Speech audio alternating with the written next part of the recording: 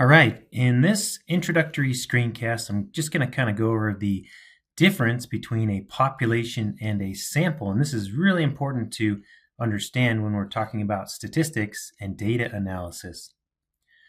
So let's just start with an example that's going to kind of demonstrate this concept.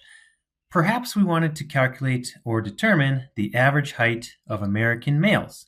Now, the population that I have represented by this green circle is every individual male American in the population.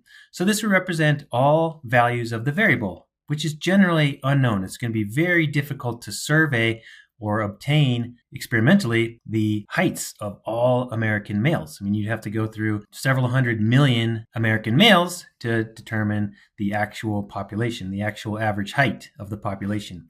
Instead, what we typically do is we take a sample. So we take a small sample of measurements, also known as observations, and this is going to be a sample. So maybe we have, several dozen samples, and there's various ways to determine how many samples to take depending upon the spread in the data. Many random variables are normally distributed, so it might look like this, and we have our actual population mean, which again here would be the average height of American males, but that corresponds to the population. When we take our sample, we're assuming that we're taking enough samples that we kind of, these are all samples here, and we're getting, this would be height of males, and we're getting a representative sample of that population. So we have a population. Typically, it's very difficult to obtain measurements for the entire population, so we take a small sample. The sample average would be a good estimator for the population average. The distribution has two measures. It has a measure of central tendency. So this is central tendency. In a lot of cases, we use the average or the mean of that distribution or the sample. But it also has spread. So how far this distribution is, whether it's wide like this, or maybe we have a much narrow distribution. So that's related to the variance or how variable the data is.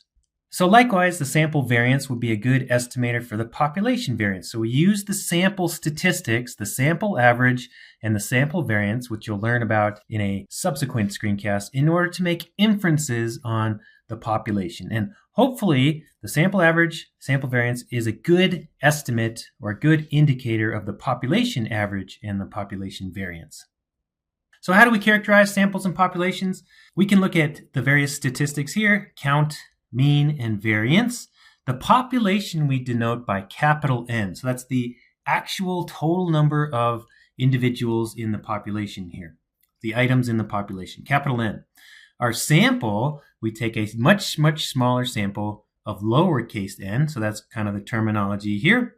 There arises an issue of how big of a sample to take, and we'll talk about that later on in the course. Do you need a really big sample, or can you get away with a much smaller sample? The population mean is given by this Greek letter mu. So that's the actual mean of the population. And again, theoretically, you couldn't know this without calculating the average of all of the items in the population. So in our example for male American height, then we would have to get the height of every male American and then take the average, which we can't do. So instead, we calculate X bar. So this is the notation for calculating the average of a sample. The variance or the spread in the data, that's sigma. This is Greek letter sigma. So sigma squared is known as the population variance. And we can estimate that using our sample variance, and that's S squared. We can take the square root of the variance and we just get sigma. Sigma is known as the population standard deviation. Likewise, we can take the square root of the sample variance and we end up with just S, and S is the sample standard deviation. So I just want to kind of show you this. If we have a normally distributed variable, it doesn't have to be normally distributed, by the way. So if we had a population mean, this is going to be our population, then each of our items, so if I took items here in dots, I'm just taking measurements of the population, we can represent each observation from the population as the following. X, which is our random variable, so that'd be male, American male height. It would represent a measured quantity, and it's going to be equal to the population mean, mu, plus some sort of random disturbance or noise, which we denote by epsilon here. So if I just took 4 observations from our population, 1, 2, 3, and 4, each of those observations is equal to the mean, denoted by this blue dotted line, plus some sort of individual error for that particular measurement.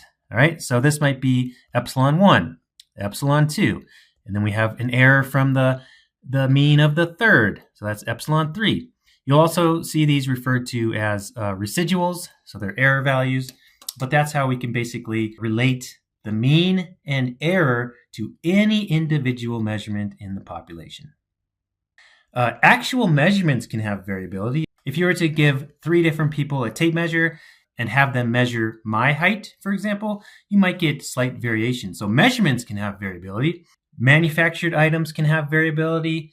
Sales will vary from day to day, but each of those can kind of relate to this equation up here where any individual observation is kind of a long-term mean of the population plus some sort of individual error from that mean.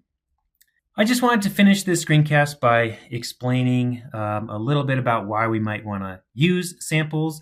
Well, just as a simple example, the number of M&Ms in a bag might vary from bag to bag. There's variation in the number of traffic accidents in a day, the reaction time of a driver. So drivers have different reaction times.